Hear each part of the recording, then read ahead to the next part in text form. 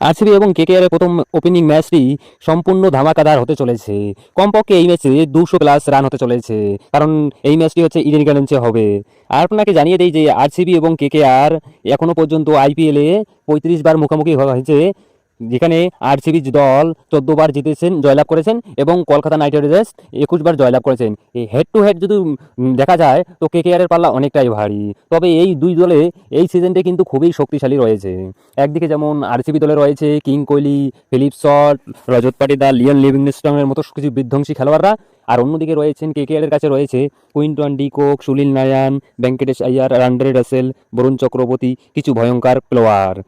তাহলে বন্ধুরা সময় নষ্ট না করে তাহলে মূল ভিডিওতে যাওয়া যাক। অবশেষে জানা যাক অধিনায়ক আজিঙ্কা রাহানে তার প্রথম ম্যাচে অর্থাৎ আরসিবিকে হারানোর জন্য প্লেইং ইলেভেনে কোন কোন বিধ্বংসী খেলোয়াড়দের অন্তর্ভুক্ত করেছেন। প্রথম ম্যাচে কেকেআর দলে ফাইনাল প্লেইং ইলেভেন কেমন হতে চলেছে সবকিছু বিস্তারিত জানবো এই ভিডিওতে।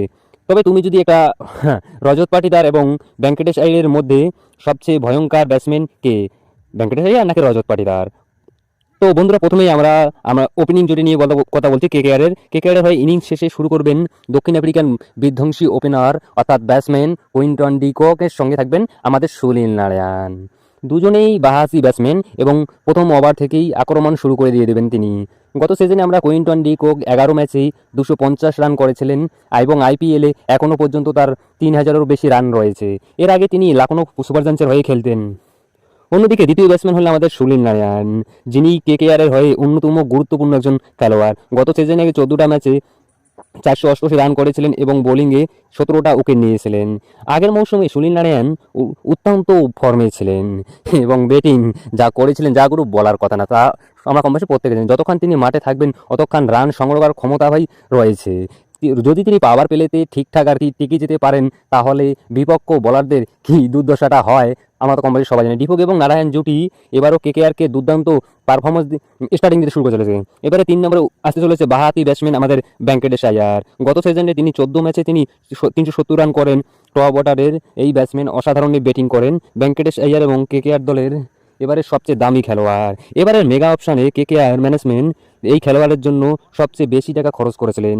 এরপর 4 নম্বরে আমরা চলে এসেছি অধিনায়ক আজিঙ্কা রাহানেকে।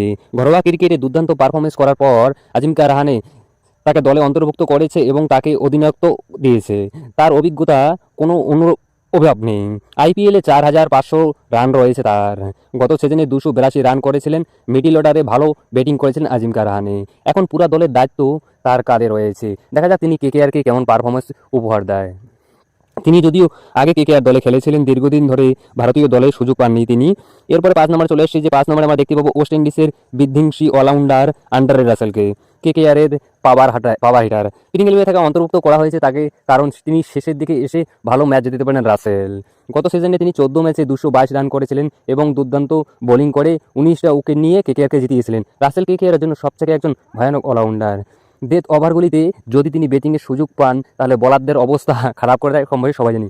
বড় বড় ছক্কা মারার জন্য পরিচিত এবং মাঝারি গতি বোলিং, তিনি কিন্তু বোলিংও ভালো করেন। রাসেল দীর্ঘদিন ধরে কেকেআরের হয়ে খেলছেন এবং তাদের ব্যাটিং বোলিং কোনো রকম কোনো কমতি নেই। এখনও পর্যন্ত তিনি কিন্তু তার পুরনো ছন্দেই খেলেন। একবার যদি তিনি সেট হয়ে যান তাহলে তাকে থামানো ভীষণ কঠিন হয়ে পড়ে। এরপরে 6 নম্বরে আসতে চলেছে আমাদের কেকেআরের অন্যতম ব্যাটসম্যান রিঙ্কু সিং। তাকেও প্লেইং ইলেভেনে রাখার হয়েছে কারণ সে একজন ফিনিশার, তিনি একজন বিধ্বংসী ফিনিশার। নিচের দিকে রিঙ্কু সিং বেশ দারুণ ব্যাটিং করেন, যদিও গত মৌসুমে তার বেশি একটা ভালো যায়নি। 14 ম্যাচে 168 রান করেন। তবে আমরা কম বেশি সবাই জানি যে রিঙ্কু সিং খুবই এক আক্রমণাত্মক ব্যাটিং। যখনই তিনি সুযোগ পেয়েছেন প্রচুর রান করেছেন। ভারতীয় দলের হয়ে টি-20 ফরম্যাটে দুর্দান্ত পারফরমেন্স করেছেন রিঙ্কু সিং। এরপর 7 নম্বরে থাকবে আমাদের রমনদীপ সিং। তিনি এখনও পর্যন্ত আইপিএলে 2টো সিজন খেলেছে, 2024-এ এবং 14টা ম্যাচ খেলে 125 রান করেছিলেন। তিনি তো ব্যাটেই পারেন, নিচের দিকে তিনি এসে ভালো ব্যাটিং করতে পারে এবং দ্রুত গতিতে বলও করতে পারেন রমনদীপ সিং, এবং ভারতীয় দলে তিনি এখন সুযোগ পেয়েছেন। এরপরে 8 নম্বরে আসতে চলেছে ভারতীয় দলের সবচেয়ে বিপজ্জনক স্পিনার বরুণ চক্রবর্তী কে প্লেইং ইলেভেনে রাখা হয়েছে। তার কারণ বরুণ গত মৌসুমে 15 ম্যাচে তিনি 21টা উইকেট নিয়েছিলেন। যার পর তাকে ভারতীয় টি-20 দলে সুযোগ দেওয়ানো হয় এবং অসাধারণ পারফরমেন্স দেয় বরুণ চক্রবর্তী। তারপরে তিনি চ্যাম্পিয়ন ট্রফিতে অন্তর্ভুক্ত হন এবং সেখানে তার ভাগ্য পুরোপুরিভাবে বদলে যায়। চ্যাম্পিয়ন ট্রফিতে দুর্দান্ত বোলিং করে ভারতীয় দলকে চ্যাম্পিয়ন করেছিলেন বরুণ চক্রবর্তী। সাদা বলে ফরম্যাটে তাদের বোলিং কিন্তু দুর্দান্ত। এরপরে 9 নম্বরে আসতে চলেছে ফাস্ট বোলার হিসেবে হর্ষিত রিনাকে দেখতে পাবো প্লেইং 11-এ। এই খেলোয়াড় ভারতীয় টি-20 দলের হয়ে এখন কিন্তু অন্যতম একজন খেলোয়াড় হয়েছে, চ্যাম্পিয়ন ট্রফিতে অংশ ছিলেন এবং ভারতকে চ্যাম্পিয়ন করতে ওনারও হাত রয়েছে। যেখানে বেশি একটা ম্যাচ খেলেনি, তবে যেখানেই খেলেছে সুযোগ পেয়েছে সেখানেই কিন্তু তাকে সে প্রমাণ করে দিয়েছে যে সে তার গতির কোনো অভাব নেই, নিখুঁত লাইন রয়েছে। এখন তার অভিজ্ঞতা দিন দিন বাড়তেছে। গত বছর আইপিএলে 13টা ম্যাচে তিনি 19টা উইকেট নিয়েছিলেন। এরপর 10 নম্বরে থাকতে চলেছেন দক্ষিণ আফ্রিকান ফাস্ট বোলার অ্যান্ড্রে নকিয়াকে প্লেইং 11-এ রাখা হয়েছে। আইপিএলের নিলামে কেকেআর মিচেল স্টার্ককে ফেরত নিতে পারেনি, তাই তারা নকিয়াকে দলে নিয়েছে। বেশ ভালো বলার, 140+ বল করতে পারেন তিনি, বড় বড় ব্যাটসম্যানদেরকে সহজে আউট করতে পারে। আইপিএলের অনেক দলের হয়ে খেলছেন তিনি, অভিজ্ঞতা তার কিন্তু ভরপুর রয়েছে। এরপরে থাকতে চলেছে 11 নম্বরে থাকতে চলেছে আমাদের বৈভব অরোরা। হ্যাঁ, আগের বছরে তিনি কম বেশি ভালোই পারফরমেন্স করেছিলেন কেকেআর হয়ে, তাই 11 নম্বরে আমরা এবছর বৈভব অরোরা নয়তো মহিম আলীকে দেখতে পারবো। তো বন্ধুরা, এই ছিল কেকেআর দলের চূড়ান্ত প্লেইং 11।